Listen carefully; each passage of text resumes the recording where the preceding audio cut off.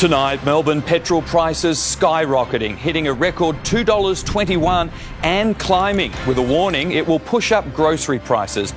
A long weekend health alert as the dangerous mosquito virus claims 2 lives. Daniel Andrews blasted by a rebel MP, coming clean on accusations of bullying. The PM says sorry as he declares a national emergency in the flood crisis. On the front line in the war zone as Ukraine sends a message. And a footy bonanza for fans. We're live to the season launch with exclusive news on the fixture and Buddy Franklin's future. Live from Melbourne, 7 News with Mike Amor starts now.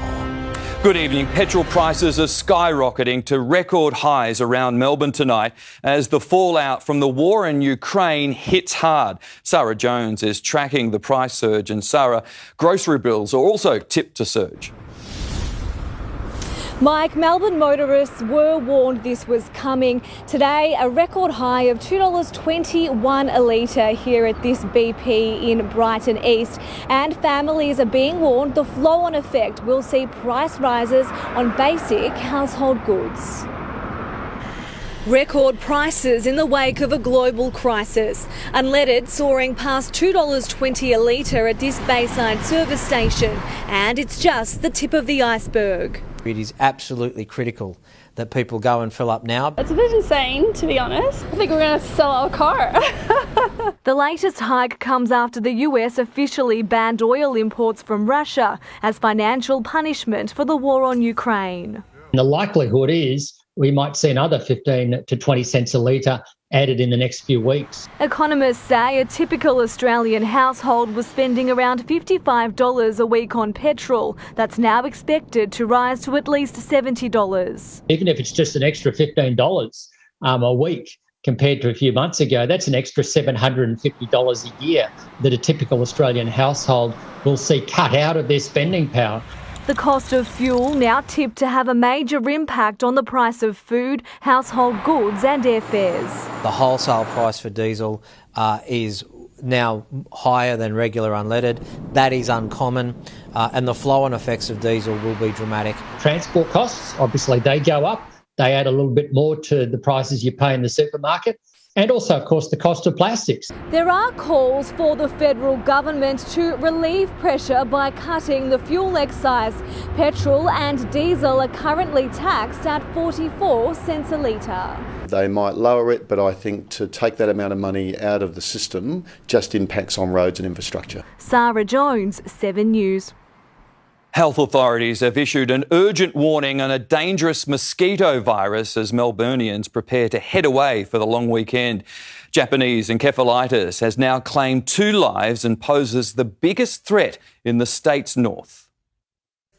A mosquito bite left 4-month-old Sam Gilliland in intensive care, suffering several seizures a day.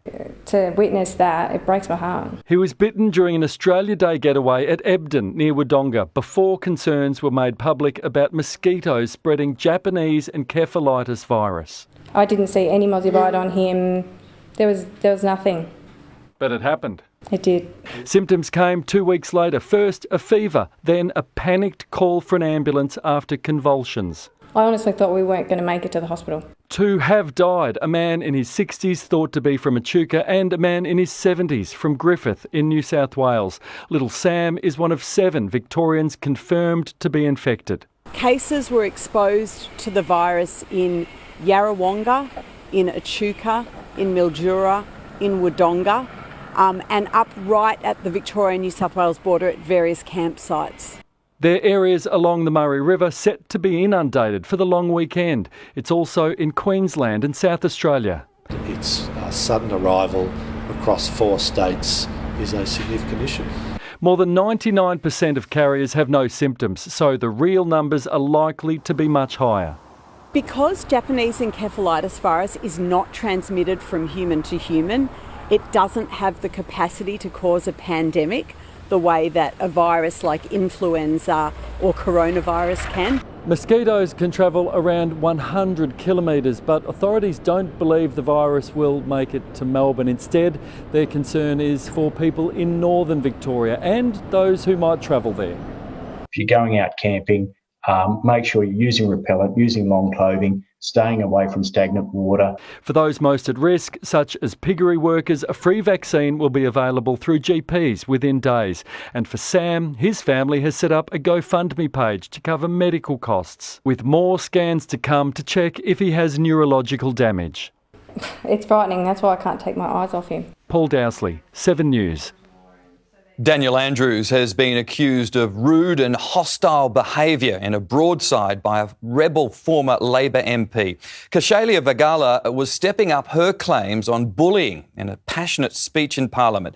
Now she's preparing to hand over emails and texts.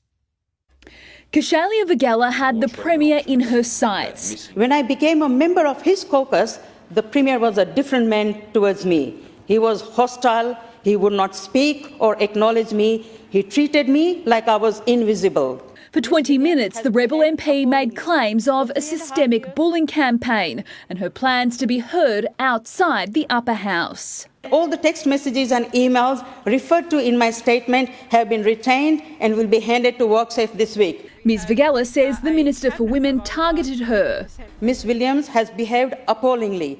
For 3.5 years, she has referred to me as a rat who cannot be trusted. As well as a group of Labor Party members. Men who incessantly bullied, harassed and intimidated me at events. They would stand over me and invade my space, pointing, laughing, mocking. Ms Vagala says she made a complaint to the Premier's office and as a result, an advisor to the Premier was sacked. The Premier would brush past me at events and publicly embrace the bullies and their friends as if to reward and encourage their bullying behaviour. I do not, nor have I ever, nor would I ever, conduct myself in that way. Ms Vagala says she's speaking out because she wants to change the culture within factional politics, claiming the bullying began when she defected from the Labor Party's socialist left to the right. I reject these claims. I reject these assertions. Chanel Vella, 7 News. Scott Morrison has apologised for his government's slow response to the flood crisis, admitting the scale of the tragedy took him by surprise. The PM today toured some of the worst hit regions, confirming he'll declare the disaster a national emergency. As Lismore locals voiced their anger, where were you? Scott Morrison faced questions on the once-in-500-year flood. I do apologise that the amount of support that has been provided and continues to be provided, I still don't believe will always meet the expectations. The water is rising. No more compromising. It's absolutely too late. It's, 7 days in, 8 days in, 9 days in. It feels like a month. We were completely left high and not dry at all. Earlier, the PM toured a dairy farm and SES headquarters. The media wasn't invited. Out of respect for the privacy of those I was speaking with. On Friday, he'll formally declare the flood zones a national emergency to allow more support to reach affected areas faster. So that would be the first time a national emergency declaration has been put in place for a natural disaster since those powers were established after the Black Summer bushfires. Victims in the 3 worst hit council areas will also receive 2 further Commonwealth disaster payments of $1,000. In Sydney, the floods claimed a 3rd life, the body of a 50-year-old delivery driver discovered in the western suburbs.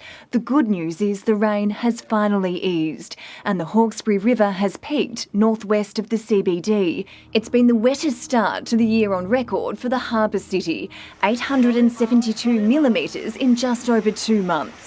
And that's not far away from almost our annual, which is approaching just over the metre mark for the year. That is our average, and we're already almost 900 millimetres so far.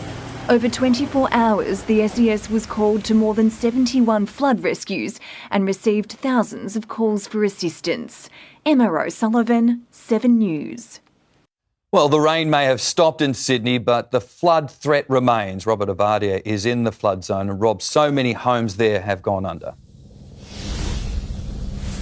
Yeah, Mike, unfortunately, that's life living in a flood zone like this in Windsor. We're in the northwestern outskirts of Sydney, and like Ballina, like Lismore we've just seen, even southeast Queensland, it is the reality of life here. Today on Ross Street, where I am, people were gracious enough to show us through their homes. We even had a kayak tour of one man's home here.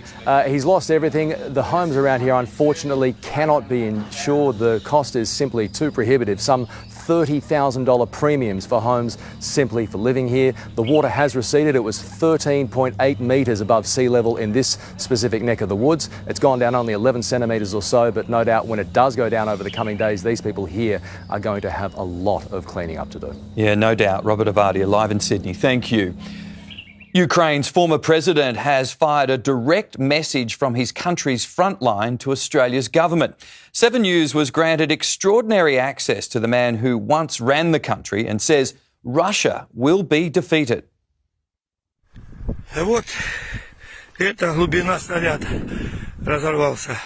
Ukraine's port city of Mariupol, parts of it bombed into oblivion by Russia. A fate these people are trying slowly, desperately to escape. Today, the elderly evacuated Kyiv, Ukraine's frail, a portrait of suffering, waiting on a new future. They don't know where. Authorities had not wanted to do this, but they had little choice because the situation's so dire up there. But they basically closed down now the retirement homes, the old people's villages. They're bringing them out. It's difficult stuff, these conditions. It's -1 here today, and you can tell by the looks on their faces that most are simply terrified. Their fear palpable. Small kids are dying. They destroyed everything, she tells me. On the road out of Kyiv, we navigate the roadblocks in convoy to the front line with Ukraine's last president, Petro Poroshenko. That's his Mercedes in front, security in front of him, doing defensive manoeuvres, jumping up on the footpath to be able to get past this roadblock right now. Where we're going, we do not know. Secret destination, the location where he wants to do this interview he's promised with us. Arriving at a command post, Poroshenko takes a rifle and rallies his civilian army. Mr. Poroshenko, good to meet you. Chris Reason, Australian Television. A proud visit with troops. They're building bunkers here. This is the front line now for Kyiv. Definitely, right? Yeah. definitely. He tells me Ukraine is demonstrating a miracle to the world. The Russian attack not only Ukraine. The Russian attack the whole our values, the whole West, Europe, US, and Australia. He says they don't want Australian troops yet, but would take volunteer fighters and more commitment from the Morrison government, recalling Tony Abbott's help to Ukraine after the downing of MH17. Tony, if you see me, I just want to thank you for your firm position in year 2014, and we are waiting the same firm position that Australia should demonstrate the leadership in supporting Ukraine in year 2022. That's your message to Scott Morrison? Yeah. Yep. Poland has now offered its entire MiG-29 fighter fleet to Ukraine, asking the US to backfill with F-16s and other nations to follow suit. We are not ready to make any moves on our own because, as I said, we are not party to this war. But Ukraine's surprise army fights on. 13 days in, it reports downing 48 Russian planes, destroying 80 helicopters, taking 950 Russian vehicles, including 140 tanks, like this one, captured by a local farmer. Elsewhere, small reminders of humanity. A rocket launcher in one hand, tulips in the other. Soldiers celebrate International Women's Day. In Kyiv, Chris Reason, 7 News. And Chris Reason is live in Kyiv tonight with some breaking news. And Chris, Russia has agreed to more ceasefire corridors to get those civilians out. Yeah, good evening to you, Mike. Overnight, the Russian Defence Centre announced that it was going to observe a regime of silence. In other words, a ceasefire to allow more civilians to flee from 5 key cities, including here, Kyiv, the capital. Ironically, though, the moment it was supposed to come into effect, just minutes ago, 9 a.m. local time, the air raid sirens started warning everybody to get underground. Now that plan we mentioned to get the MiG fighter jets out of Poland and here to Ukraine, it's hit a massive brick wall with NATO countries unsure what country can actually launch those planes, where they can take off from, because they fear that Russia might consider that an act of war. Mike? Chris Reason live in Kyiv. Thank you. Victoria's COVID hospital numbers have fallen below 200 for the first time since mid-September. At the peak of the Omicron wave, we had more than 1,200 hospital patients. Tonight, 3 people are on ventilators compared to 106 last October. 9 further deaths have been reported, while daily case numbers are back above 7,000. Footy fans are being offered cut-price tickets and fireworks bonanza as the AFL shoots for a record round 1 crowd. Jackie Felkate is hosting tonight's official season launch, and Jack, the league has high hopes for 2022. Hello, Mike. Gillon McLaughlin wants to start the season with a bang. Cheaper ticket sales and more entertainment to entice fans back to the game, many of whom haven't been to a match now for 2 years. Tonight is the season launch. A VIP crowd will be here tonight, and Gill will make his State of the Game address. The Demons president, Kate Roffey, will also be presented with that long-awaited premiership flag. Today, though, the captains gathered to share their thoughts on the season ahead, and Mitch Cleary has that story. For Max Gawn, this is unfamiliar territory. Front and centre at today's Captain's Day. This time next week, he'll be about to run onto the MCG as the reigning premiership skipper. I'm excited. 7 days away from potentially 80,000-90,000 at the G. The Demons Bulldogs grand final rematch will mark footy's big return to Melbourne in front of a big crowd, with family-friendly halftime fireworks and discounted tickets. Great nod to Victoria and what they've missed out on, especially for the last 2 years. So, yeah, can't wait. For the 5 all-Victorian round 1 matches, adults can score tickets for just $22 if they buy them before 10 o'clock tomorrow. The ticket blitz aimed at kickstarting the season with what the AFL hopes is an all-time opening week crowd record, set at 400,401 in 2017. All of the lead indicators, ticket sales, memberships, as well as my own Colonel Sanders' recipe for mojo, says that we're ready to go. The league also backing in their clubs to keep the show going no matter what happens with COVID. We're playing on. Games will be played when they're scheduled to be played. In the annual captain's poll, Melbourne came out on top as the most likely other club to reach the grand final, followed by Brisbane and the Bulldogs. If we don't win this year, it's almost seen as a fail. I dare say it probably is. If the captains are right, this man will take home the Brownlow medal. 8 of the 17 other captains tipping Marcus Bontempelli to go one better on his runner-up finish last year. And fans attending Marvel Stadium will notice a major difference with new high-definition scoreboards being installed at both ends. Mitch Cleary, 7 News. Tim Watson's here now. And Tim, there are significant developments after high-powered AFL talk. Yes, Mike, about the fixture and one of the game's biggest stars. Chief football reporter Tom Brown has the exclusive details. And Tom, fill us in on Buddy's future. Tim, Buddy Franklin is in the final year of his famous 9-year, $10 million deal. But Sydney, on record to 7 News this afternoon, one-on-one, has confirmed they're interested in extending that deal. He's looking fantastically fit, so I think we're pretty keen to extend him if that's what he wants to do, and I think it is. We'd be looking forward to it, and just really looking forward to him kicking his 1000th goal.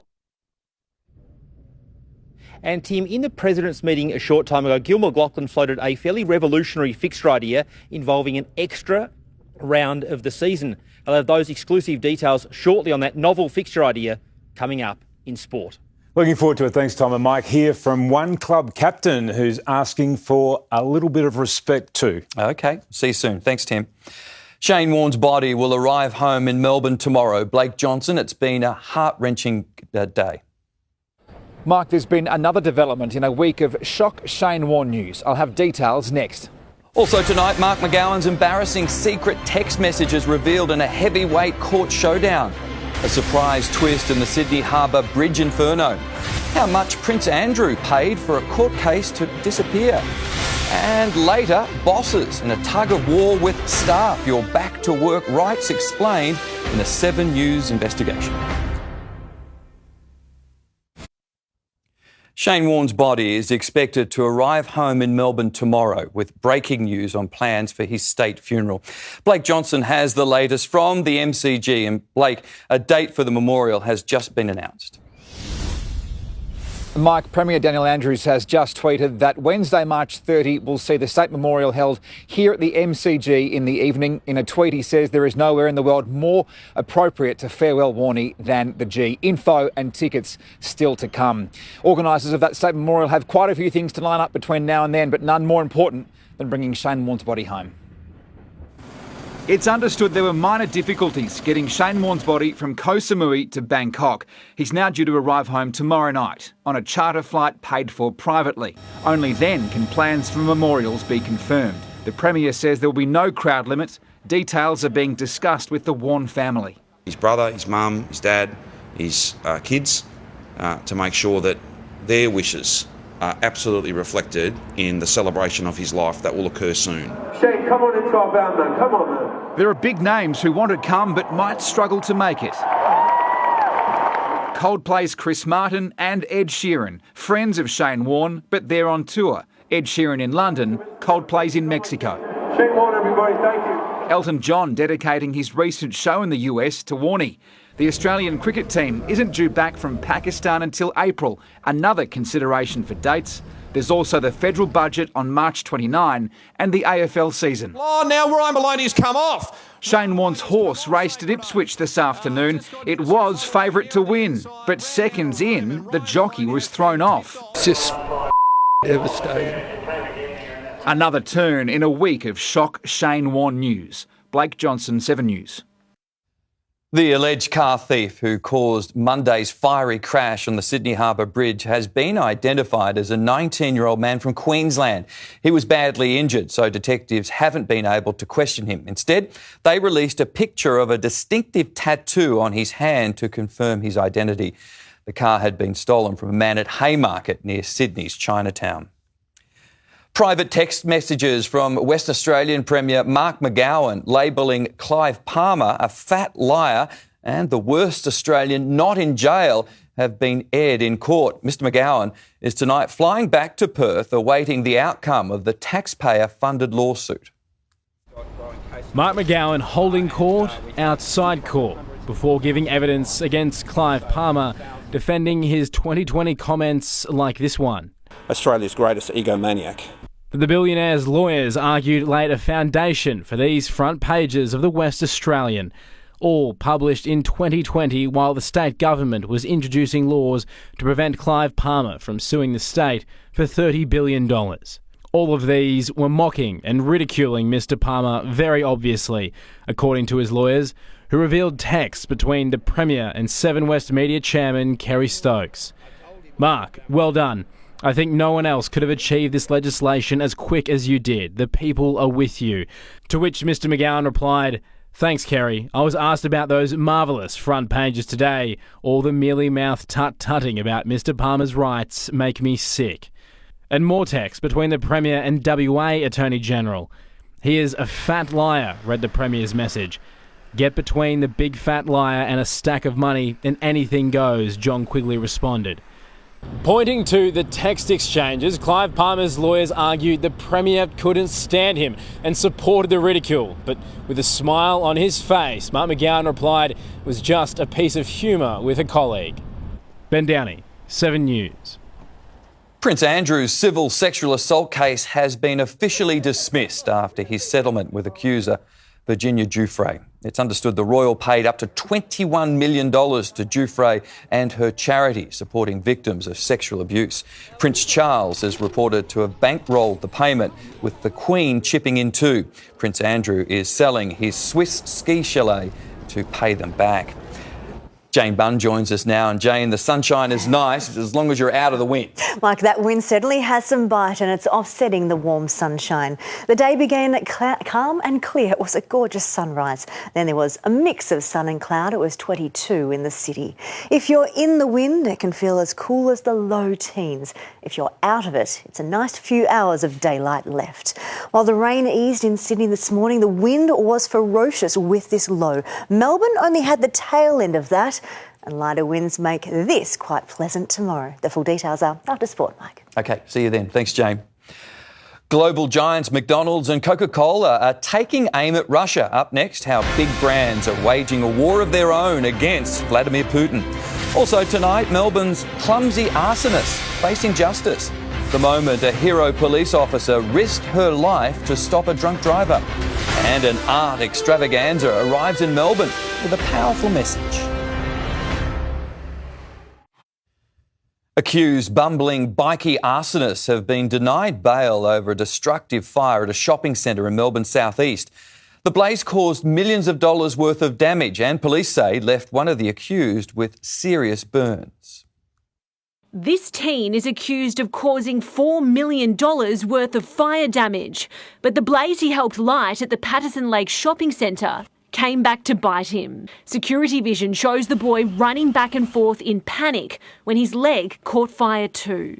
Police say the man is 19-year-old Eric Vugrak, taken into custody with burns on his ankle. Today a court heard that when investigators arrived at his home, the teen's mother told them Eric has a sore foot. He says he burnt it. Also believed to be in the footage, 20-year-old Harrison Masiris, arrested on Monday along with his co-accused. Police say both are patched members of the Mongols motorcycle gang. But today, lawyers for the alleged firebugs asked a magistrate to grant them bail, arguing both had strong family support waiting for them at home. The fathers of both young men gave evidence at today's hearing. Both of them promised to supervise their boys, one even saying he'd move into his son's apartment to keep him out of trouble. But it will now be a long time before the fathers and sons are under the same roof, with the applications for bail refused. The magistrate telling both alleged bikies they're set to spend years behind bars if found guilty of the inferno. Estelle Greeping, 7 News. Victoria's post-lockdown road toll is surging, with police launching a long weekend blitz. Operation Arid will target speeding, distracted, drink and drug drivers. Everyone loses their licence for a reason. That high-risk behaviour we cannot accept, and we won't. 54 people have lost their lives on Victorian roads so far this year, 20 more than the same time last year. The financial noose is tightening on Vladimir Putin, with America confirming a ban on Russian oil and gas imports. It's expected to send petrol prices soaring worldwide as major brands like McDonald's and Coca-Cola turn their back on Russia. Ratcheting up the Russia sanctions. We're banning all imports of Russian oil and gas and energy. To squeeze the Kremlin's main economic artery. Russia, second only to the Saudis in crude oil exports. Oil and gas deliver Vladimir Putin's regime about 40% of its revenue. We will not be part of subsidizing Putin's war. President Biden acting on the day American pump prices touched a record high, the new ban likely driving them higher. It's gonna go up. The UK backing America's ban, phasing out Russian energy by the end of the year. Europe holding off for now. It relies on Russia for more than a quarter of its oil and 40% of its gas. From British MPs, a rare hero's ovation for Ukraine's president on a video link from Kyiv and invoking Winston Churchill. We will fight in the forests, the fields, on the shores, in the streets. President Biden was facing relentless pressure from both sides of politics to ban Russian oil. His task now, unlocking more supplies from around the globe, even if that means rekindling relationships with old foes. Joining the list of multinationals closing in Russia, Coca-Cola, Pepsi, Starbucks and McDonald's. None have deterred Vladimir Putin. He's likely to double down and try to grind down the Ukrainian military with no regard for civilian casualties. In Washington, D.C., Ashley Mullaney, 7 News. Extraordinary vision has been released of the moment a deadly tornado tore through a warehouse in Iowa. The destructive twister is seen ripping heavy garage doors from the building and sending debris flying. 7 people were killed after at least 3 tornadoes rampaged across the state. An officer in Florida is being called a hero after risking her life to block a speeding car on a collision course with a charity race. The state trooper bravely manoeuvred into the path of the speeding drunk driver, smashing head on. The officer has since been discharged from hospital. A new exhibition boasting world-famous names has just arrived at Melbourne's NGV. Andy Warhol headlines the gallery that showcases some colourful art history.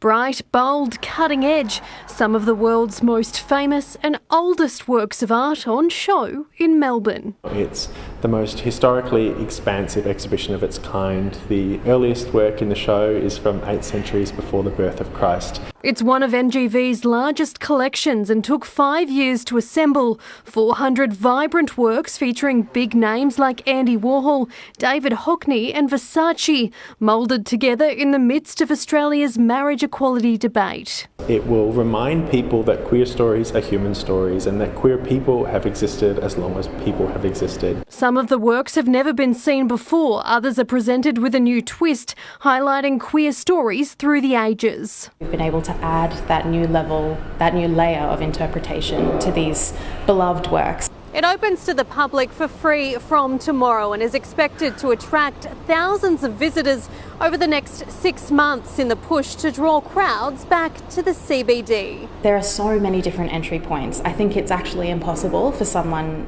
to visit and not find something that resonates with them. Rochelle Brown, 7 News. Melbourne workers are in a tug of war with their bosses over demands to return to the office. We'll break down your workplace rights next on 7 News. Also, Apple unveils a new budget version of the iPhone. And they say it's a sign of luck, but try telling that to this interpreter.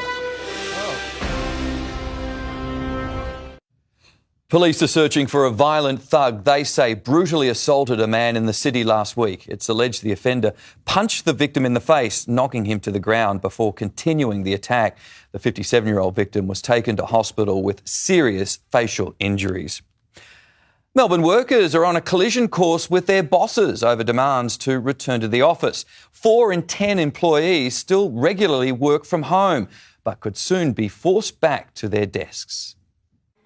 This is the new normal. Half-empty offices with just a handful of workers. No one has come back 9 to 5 at this point. At food manufacturer Carmen's, all 52 employees now have flexible working arrangements. We bring everyone in on a Tuesday, so we spend some time together, make sure we have that employee connection, and then outside that, everyone really is making their own decisions. But some companies are taking a harder stance, insisting their workers come back to the office full-time. We've been inundated with callers. 1 in 5 are actually calling about concerns of returning to the workplace. Employees are saving money on childcare and transport costs. They don't miss commuting, and with that extra time they're exercising more and enjoying a better work-life balance. But legally they can be forced to go back. Employers are entitled to request reasonably and lawfully that workers return to the workplace, and failure to do so may in fact result in dismissal. So employees need to be aware of that. The latest data suggests 40% of employed people now regularly work from home. The clustering of office days around the middle of the week has become a worldwide phenomenon, with those workers now known as twats for only going into the office Tuesdays, Wednesdays and Thursdays. It would be such a shame to see us go back to this 9 to 5 stuck at a desk. Employers are urged to work with their staff on mutually acceptable hybrid arrangements. Jackie Quist, 7 News. Checking the markets now, the ASX 200 closed 72 points higher. Strong showings from tech and telco stocks helped the market secure its first gain in 4 trading days. The energy sector also rose. Our dollar is buying just under 73 US cents. Tech giant Apple has unveiled its latest line of products, including an improved and affordable iPhone, prompted by demand for cheaper phones by rivals like Samsung. The trillion-dollar company also revealed a new Mac and iPad. What I would have liked to have seen is a full screen that takes up the whole front of the phone, because that's what you'd get for Android phones at a similar price. The products will hit Australian stores next Friday. A bird has caused an uncomfortable interpretation to the Queensland Government's official flood briefing. An Auslan signer was busy interpreting when the bird deposited its unwelcome contribution. Oh no, Mikey. Tim's laughing here. He barely missed a beat, resuming his duties after discarding his jacket. That was just a tad awkward, wasn't it? Tim Watson is back with Sport and Tim. The countdown to the new footy season is on. Mikey was lucky. It could have been a pelican. We're live to the season launch next for the very latest on Powerhouse Meetings. We'll tell you what was top of the agenda, including bold plans for a 24th round. Also, why Paddy Cripps wants some respect, while the new Tigers skipper details Dusty's diet. A call to arms at the Bombers as the club looks to break its September drought. And meet the Warriors' new Hollywood sharpshooter. Welcome back. High-level talks have taken place between AFL club presidents and CEOs a week out from the new season. Returning to Chief Football Reporter Tom Brown. And Tom, AFL boss Gillon McLachlan has proposed a radical idea. Tim, I'll get that big story shortly, but just to set the scene here at the AFL launch night, the AFL is going big on round one. They want to break the round one record, and this is the scene. Gillon McLachlan rehearsing his speech as we speak. A wall of screens. It's a massive launch here at South Wharf tonight. We can also take you inside these key meetings today. Gillon McLachlan presented a novel fixture idea, an extra round of football, given in his idea how hard the teams went in these recent practice rounds. That extra round of football, a 24th round, could be worth up to $10 million a year to the AFL in extra revenue, $50 or $60 million over the course of the broadcast agreement. They could find extra salary for the players, extra money for the coaches who want a bit back after COVID. A big talking point, Tim, behind the scenes is Gillon McLachlan's future. Clearly he's got the job as long as he wants it. He's doing an incredible job. But I did ask the Commission Chairman Richard Goyder this afternoon, who rarely speaks, whether he's locked Gill in for 2, 3 or 4 years going forward. This was his interesting response. I want Gill to do the job that's in front of him this year, and the rest will take care of itself, Tom. There's a level of energy amongst the AFL executive as well, which is, we're ready, and Gill's led that. And just finally, Tim, another big discussion point today was the start of the AFLW season. Officially, the AFL will discuss this and reveal it in a couple of weeks, but I understand there was a strong push at the meeting of the clubs today for a start in August, so that the women don't compete with obviously the cricket and the tennis. They get a good run up to Christmas, also with the support of the men's season. But just finally, Tim, an incredible scene here tonight to launch what's going to be an awesome season. A great start by the AFL for the season launch. Thanks, Tom. Richmond has all but ruled new co-captain Dylan Grimes out of the start of the season with a thumb injury. It's another boost for Carlton, with the Blues hell-bent on winning back the respect of the footy world. Not for the first time, there's plenty of promise ahead of round one for the Blues. Right, boys, here we go. The time for talk almost over. We're big on sort of earning the respect this year. Yeah, I'll let the footy do the talking. Yeah. After thumb surgery on Sunday, Dylan Grimes is likely to miss the traditional round one clash against Carlton. Yeah, if it's not round one, I'm really hopeful it'll be round two. There'll be a guard and some sort of plate, I assume, to protective plate to play in. Just 5 fellow captains think Carlton will play finals this year. A boost would be Sam Doherty returning in round one. He's a chance. He played good footy last week. I know it meant a lot to him the other week and his family, so when we get him back, it's going to be bloody inspiring and pretty emotional, to be honest. Then there's Dustin Martin and his post-kidney injury diet. It was a very fruit and plant-based diet, and a lot of that was around to accelerate healing and of the actual injury itself. There's a real buzz about Dustin at the moment. I'm excited to see what he can do in 2022. It won't be just Aaron Norton flying high in the Dogs' forward half this year. It's just trying to recognise the opportunities where I can get there, or for those periods of time, if it's 5, 10 minutes, 15 minutes a quarter, that I can be a presence in the air. The Wednesday night season opener, the latest chapter in the growing D's-Dogs rivalry. It has chances, if both teams stay in the points game for a long time, to be something like Geelong Hawthorn. Andrew McCormack, 7 News.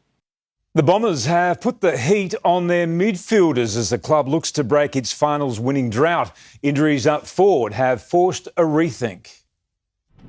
Chasing its first finals win in 18 years, Essendon has been tipped for the flag by Mick Malthouse. Love it, Mick. Good on you.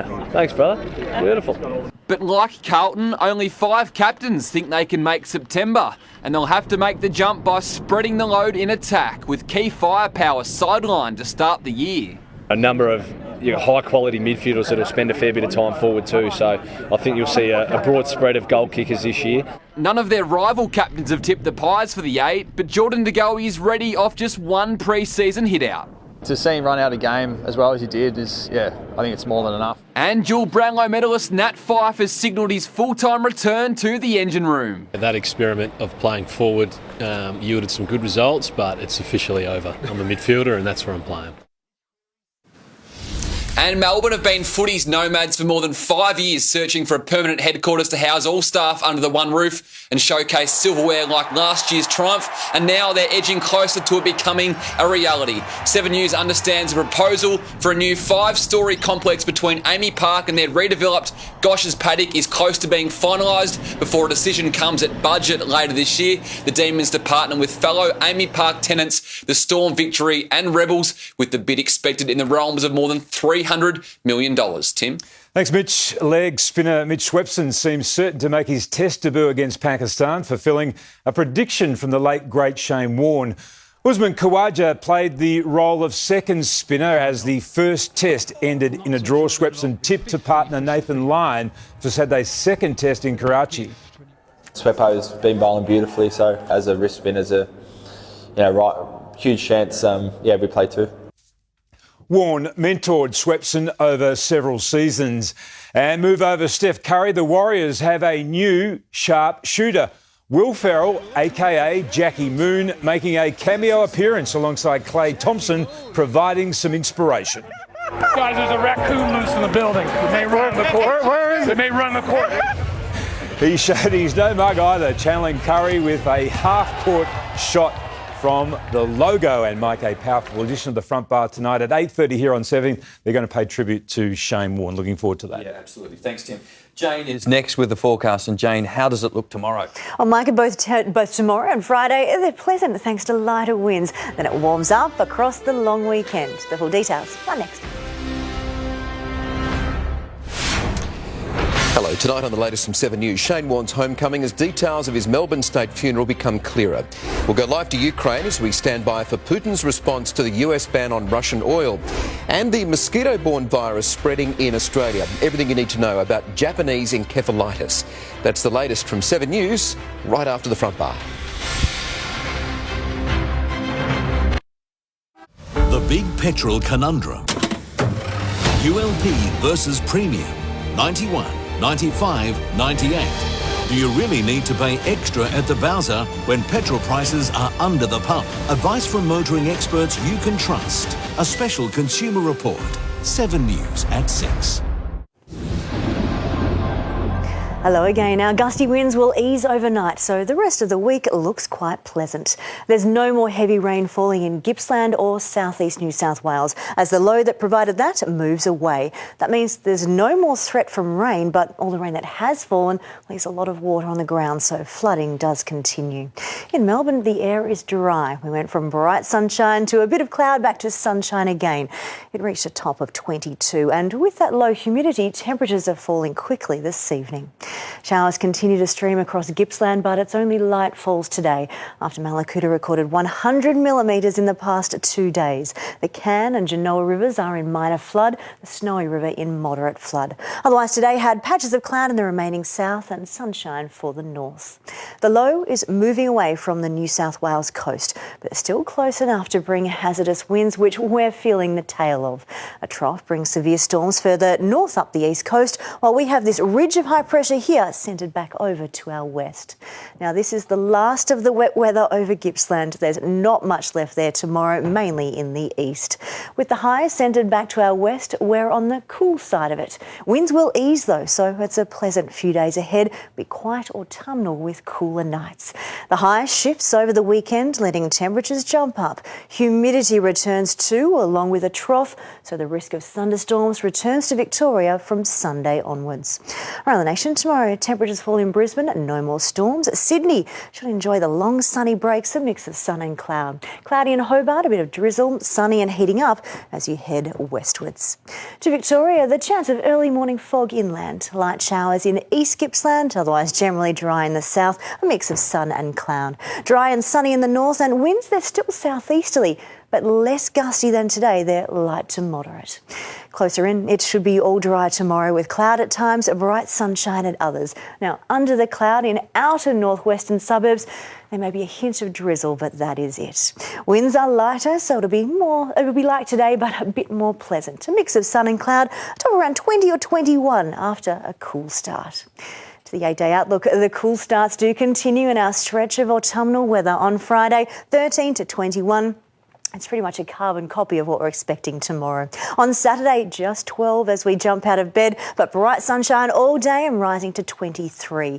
High humidity starts to come back in from Sunday, and there's a slight risk of afternoon thunderstorms all the way through as temperatures head back up towards 30 degrees, and the next major wet weather at the end of next week. So about 21 tomorrow after a cool start to the day. We are dry, we have lighter winds, a mix of sunshine and cloud, quite pleasant. It does feel like autumn has arrived. Thanks, Indeed. Jane. OK. And that's 7 News for this Wednesday night. I'll be back with updates later. For now, from the 7 News team, thanks for your company. Have a great night.